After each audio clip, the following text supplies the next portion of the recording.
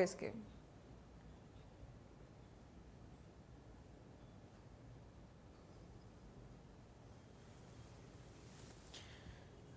तो दीपक से हम जानकारी लेंगे। दीपक शर्मा विधानसभा के बाहर हैं। साहिल हुड्डा आवास से विधानसभा पहुंचे थे। कांग्रेस के विधायकों के काफिले के साथ ही गाड़ी में सवार होकर साहिल भी तस्वीरें दिखा रहे थे। साहिल भी विधानसभा में ही है। साहिल, आप कसौली से चले थे, कसौली से आप आए भूपेंद्र हुड्डा आवास से आप विधानसभा पहुंचेंगे। क्या कांग्रेस के सभी विधायक पहुंच चुके हैं? सबसे पहले ये जानकारी हम आपसे लेना चाहेंगे, या कुछ हैं बाकी अभी जो नहीं आए हैं?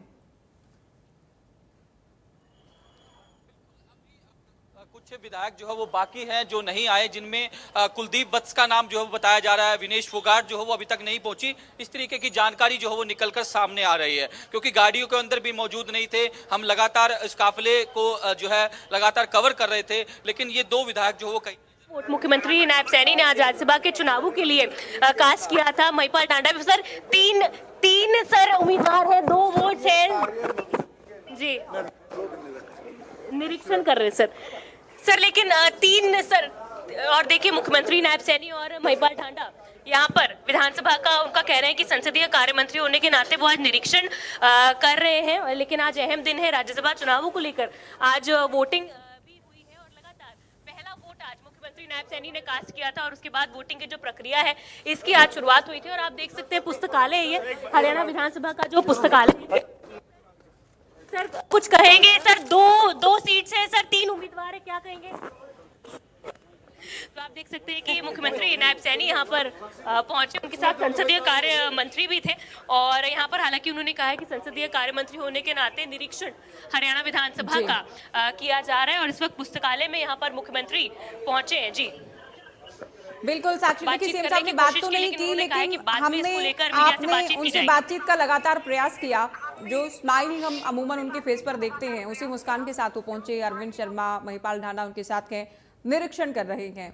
संजय भाटिया को लेकर तो देखिए कोई किंतु परंतु नहीं है। भाटिया साहब राज्यसभा जा रहे हैं। कर्मवीर बोध की किस्मत का फैसला होना है, सतीश नांदल की किस्मत का फैसला होना है। अगर कोई बड़ा चमत्कार हो जाता है तो ये सतीश नांदल के राजनीतिक करियर में बड़ा माइलस्टोन होने वाला है। साक्षी,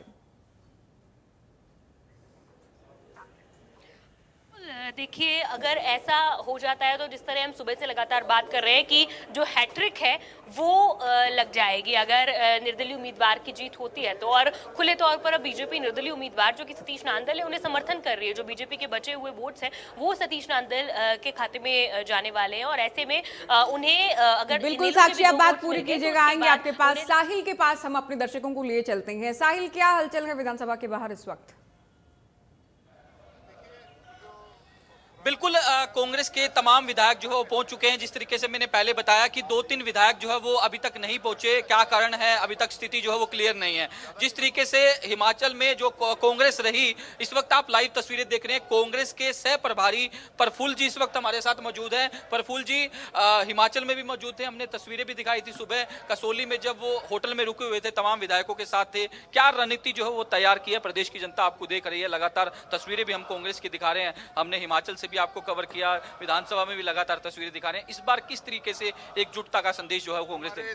37 विधायक सभी एकजुट है और कांग्रेस पार्टी के पक्ष में तीनों पूरे 37 विधायक वोट करेंगे और हमारा कैंडिडेट यहाँ पे से जीत के आएंगे।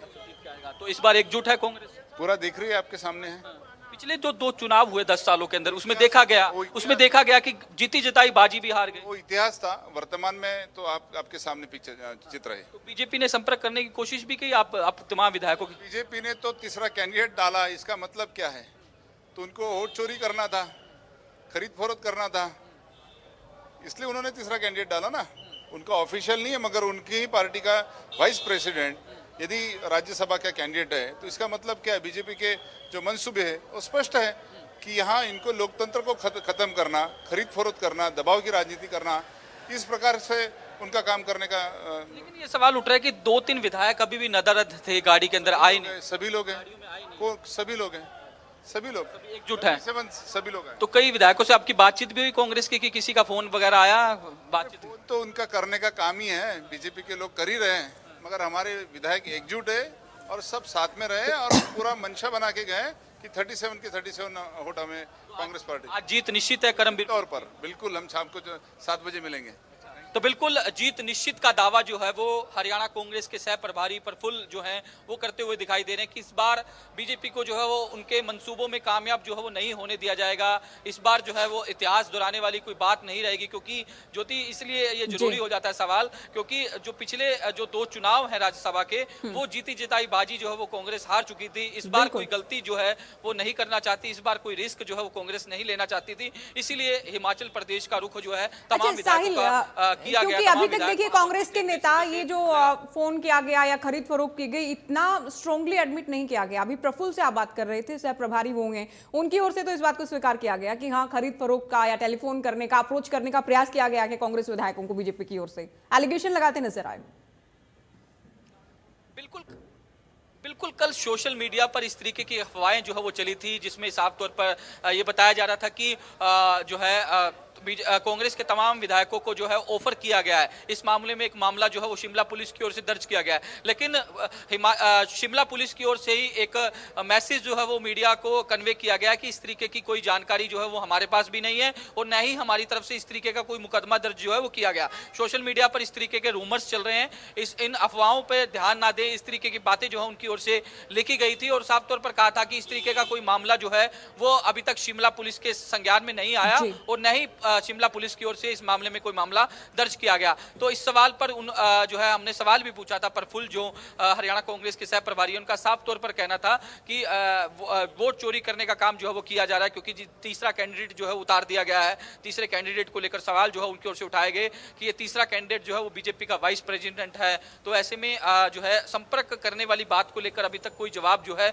वो कांग्रेस की ओर से नहीं दिया जा रहा, नहीं और दूसरे विधायकों की ओर से भी कहा जा रहा कि उनसे संपर्क साधने की कोशिश की गई या नहीं की गई। लेकिन सवाल सबसे बड़ा यही है कि कांग्रेस जिस तरीके से जो है साहिल सवाल कांग्रेस को लेकर है। तस्वीरें हम विंडो में दिखा रहे हैं, मोहम्मद इलियास हैं, 2 लोगों का सहारा लेकर वोटिंग के लिए वो पहुंचेंगे। विधानसभा के अंदर की तस्वीरें, रामकरण काला कुछ देर पहले की तस्वीरें हैं और ये सवाल बार बार उठ रहा था साहिल की उनकी तबीयत खराब है। हालांकि राज्यसभा का चुनाव तो इतना एक एक वोट एक एक विधायक इतना महत्वपूर्ण हो जाता है। कोरोना काल की भी हमने कुछ तस्वीरें देखी जब पीपीटी किट पहनकर विधायक वोटिंग के लिए पहुंचते थे, तो इससे यह अंदाजा था तो मोहम्मद इलियास पहुंचेंगे जरूर, लेकिन क्रॉस वोटिंग क्या हो जाएगी और अगर ऐसा हो गया तो खेला करने वाला विधायक कौन सा होगा? 2 विधायक तो वो हैं जो अभी तक नहीं पहुंचेंगे। आपको लग रहा है कांग्रेस खेमे की थोड़ी मुश्किलें या धड़कनें तेज हुई होंगी?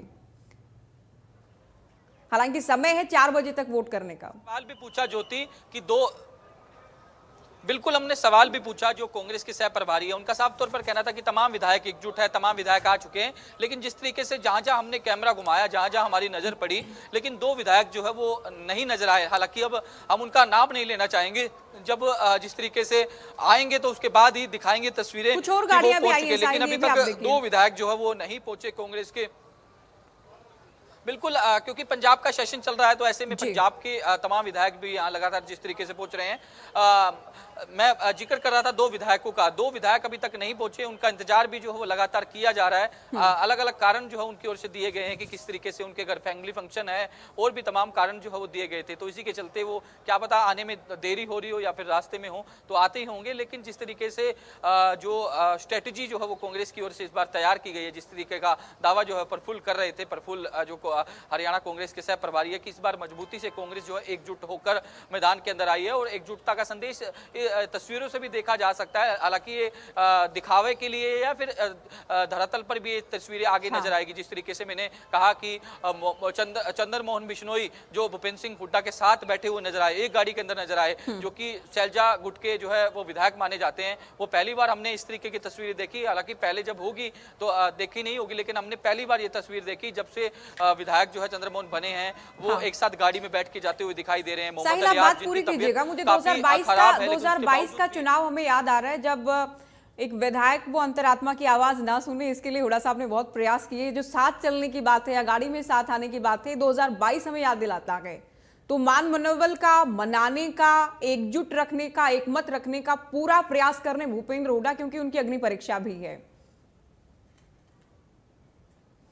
बिल्कुल कांग्रेस के लिए साख का सवाल है। अगर ये सीट अगर उनके हाथ में नहीं आती तो कांग्रेस के लिए नहीं, मतलब भूपेंद्र सिंह हुड्डा के लिए काफी मुश्किल जो है वो हो जाएगी, उनके बेटे के लिए काफी मुश्किल नजर हो जाएगी। आपने तस्वीरों में भी देखा, हमने वो तस्वीर भी सुबह दिखाई थी, दीपेंद्र सिंह हुड्डा तमाम विधायकों पर नजर बनाए हुए थे, एक एक करके तमाम विधायकों को साइड में लेके जा रहे थे। हिमाचल के कसौली के अंदर जहां वो रुके हुए थे उनसे बातचीत कर रहे थे। उससे पहले जब कुफरी की तस्वीरें हमने आपको दिखाई थी, कुफरी के अंदर राव नरेंद्र जो हरियाणा कांग्रेस के प्रदेश अध्यक्ष हैं, उनके साथ बातचीत करते हुए नजर आ रहे थे। बलवान सिंह धौलपुरिया को साइड में ले जाते हुए नजर आ रहे थे। तो भूपेंद्र सिंह हुड्डा और दीपेंद्र सिंह हुड्डा के लिए ये साख का सवाल होगा, उनकी अग्नि परीक्षा होगी कि अगर वो ये सीट जितवा देते हैं कांग्रेस को तो कहीं ना कहीं उनका हाईकमान में जिस तरीके से एक कद जो है वो ऊंचा हो जाएगा, बरकरार रहेगा। अगर ये सीट उनके हाथ में नहीं आती तो कहीं ना कहीं हाईकमान भी इसमें एक्शन भी लेगा और हाईकमान की नजरों में कहीं ना कहीं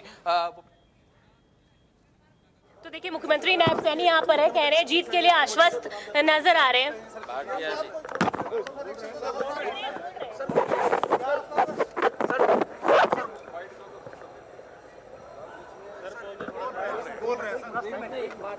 साक्षी तस्वीरें दिखा रही सीएम नायब सैनी है। ठीक है। सीएम नायब सिंह जीतने के सैनी बाद है सर। और साथ में अरविंद शर्मा है, महिपाल ढांडा है।